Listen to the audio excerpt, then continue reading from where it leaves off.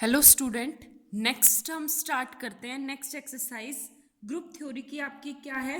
Complex and सब group of a group. Complex और सब ग्रुप ऑफ द ग्रुप क्या होते हैं आपके पास? सब ग्रुप से डिफाइन कर लेती हूँ। A non empty subset H of a G is said to be सब ग्रुप।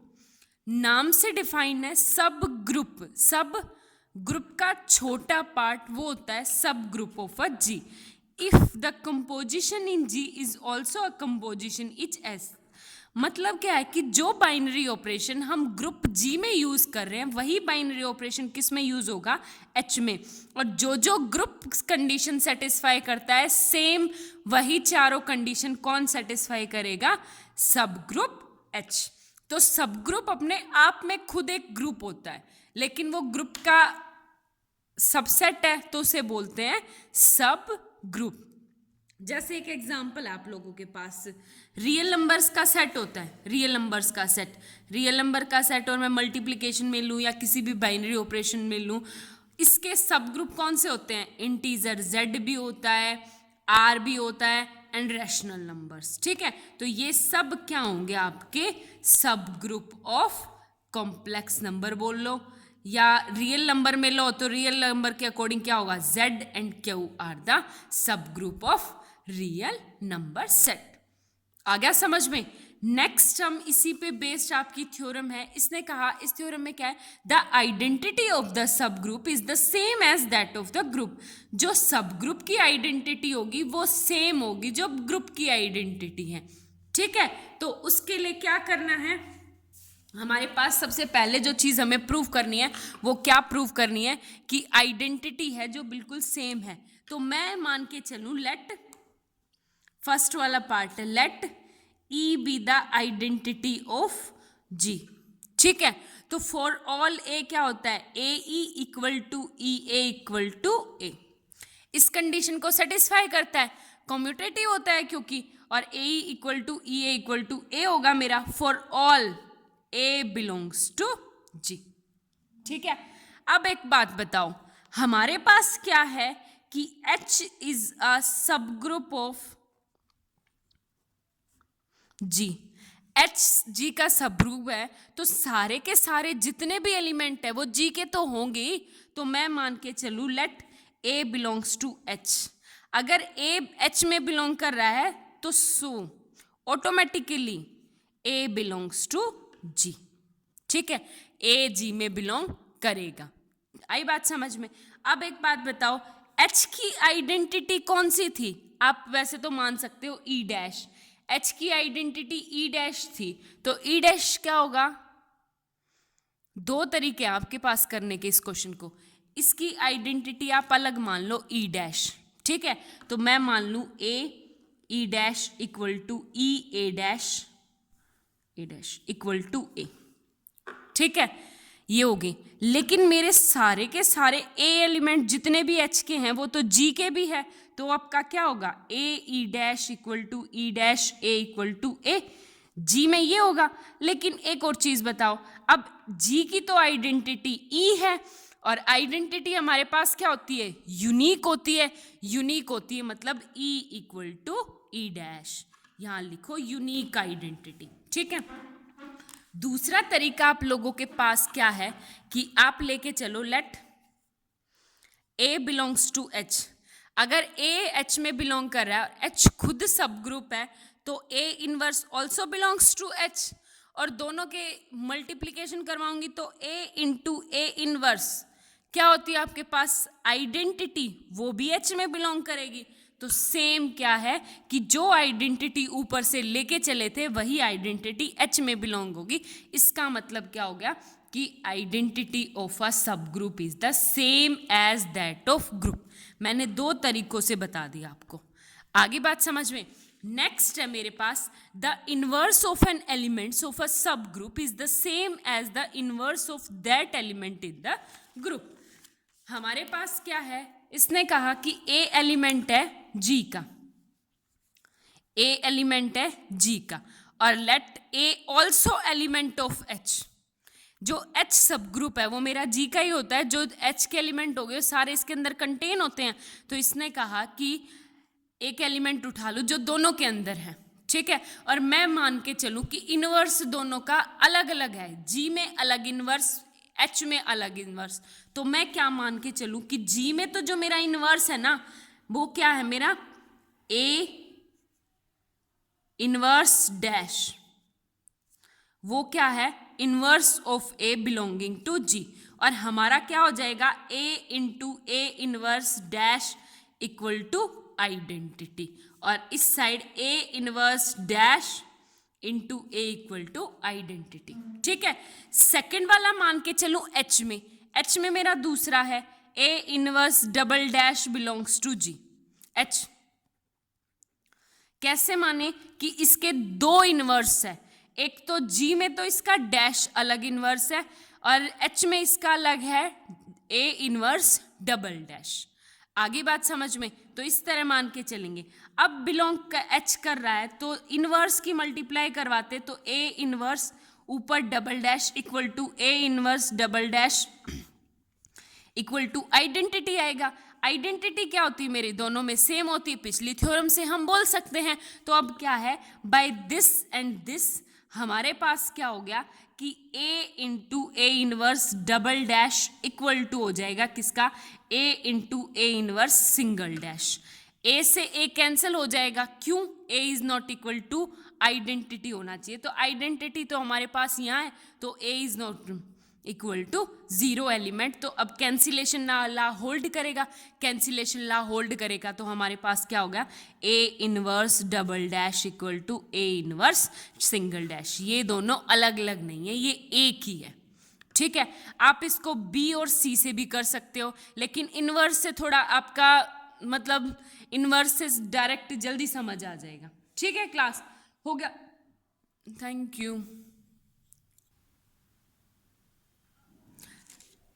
देखो क्लास, नेक्स्ट है तुम्हारी थ्योरम नंबर फर्स्ट प्रूव करनी है।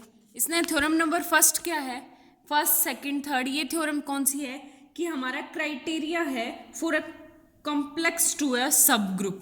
कॉम्प्लेक्स का मतलब होता है कि जितने उसके सबसेट बन सकती हैं वो होते हैं कॉम्प्लेक्स, और सब ग्रुप मतलब जो उसकी कंडीशन को भी सेटिस्फाई करेंगे ग्रुप की, वो होते हैं सब ग्रुप्स, ठीक है। तो इसने कहा कि किसी भी सबसेट को, या सबसेट भी बोल सकते हो, किसी भी सबसेट को सब ग्रुप बनने के लिए हमें क्या क्या चीज प्रूव करनी पड़ेगी वो।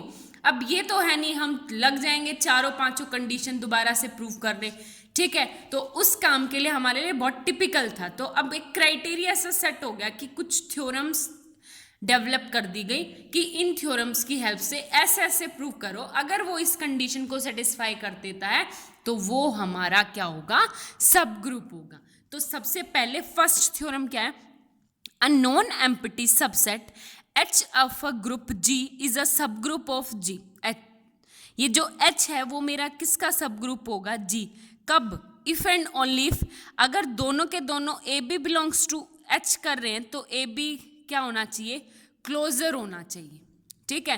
फर्स्ट कंडीशन क्या है, क्लोजर। सेकंड कंडीशन क्या है, सिर्फ कि इनवर्स एग्जिस्ट करना चाहिए एच में।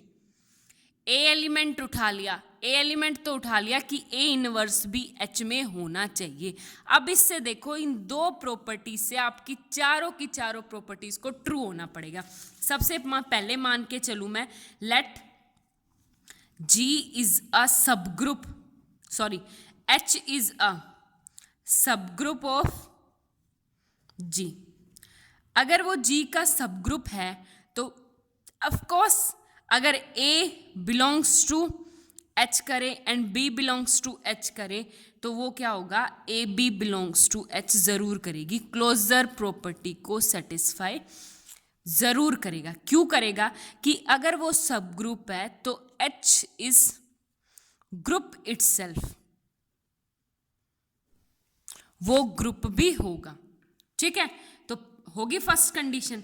सेकंड हम लेके चलेंगे क्या, कि अगर H ग्रुप है तो A बिलोंग्स टू H है, इफ H ग्रुप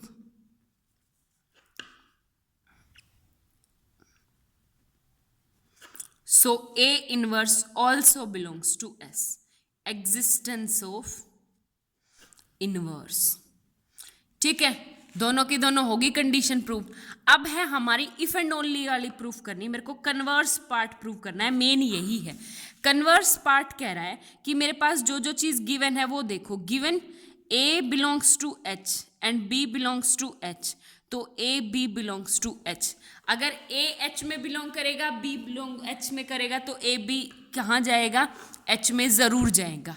ठीक है, अब दूसरी क्या है मेरे पास चीज कि A H में बिलोंग कर रहा है, तो A inverse also belongs to H, कि इनवर्स भी H के अंदर होगा। ये दोनों चीजें मेरे पास गिवन है। अब जो चीज प्रूव करनी है वो देखो, प्रूव क्या करना है कि H is a subgroup of G। सब ग्रुप का मतलब कि H भी वो सारी कंडीशन सेटिस्फाई करेगा, चारों की चारों। सबसे पहले कौन सी थी हमारे पास, क्लोजर।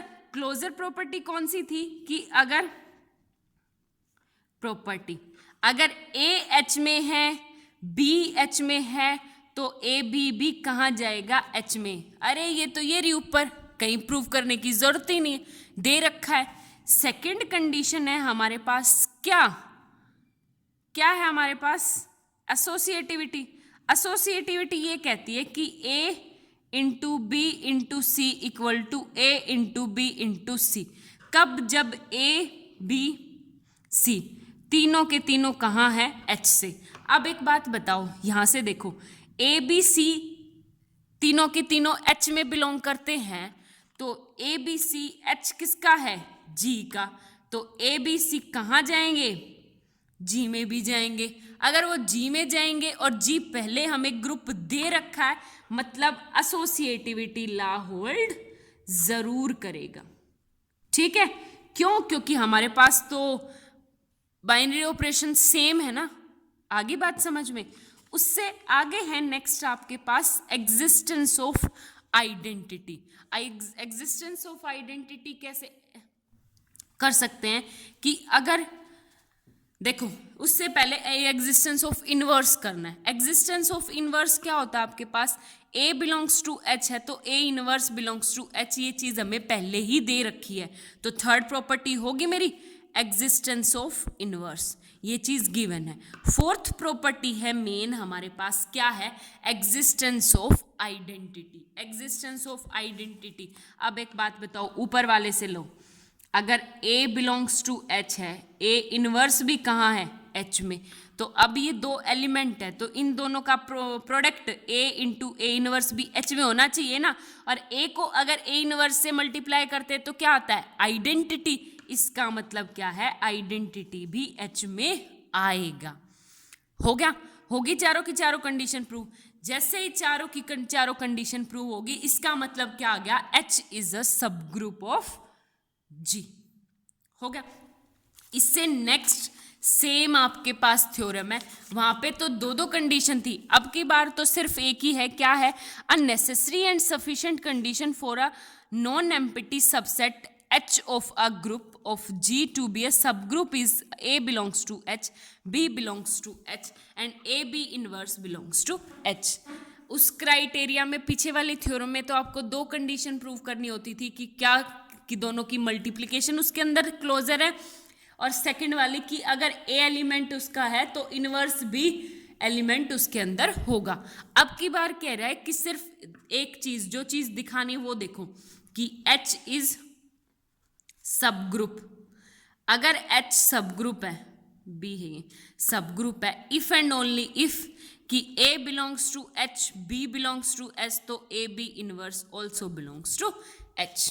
ठीक है, किसी भी क्वेश्चन को प्रूव करने के लिए कि हमें ये सब ग्रुप प्रूव करना है किसी भी ग्रुप का, तो सिर्फ ये कंडीशन प्रूव करने की जरूरत पड़ेगी इस थ्योरम को करने के बाद। आगे बात समझ में। तो सेम अब करो, कैसे करोगे, सबसे पहले सेम जैसे हमने पीछे लिया था। अब क्या हो गया हमारे पास, लेट लेके चलूं, लेट H इज अ सब ग्रुप।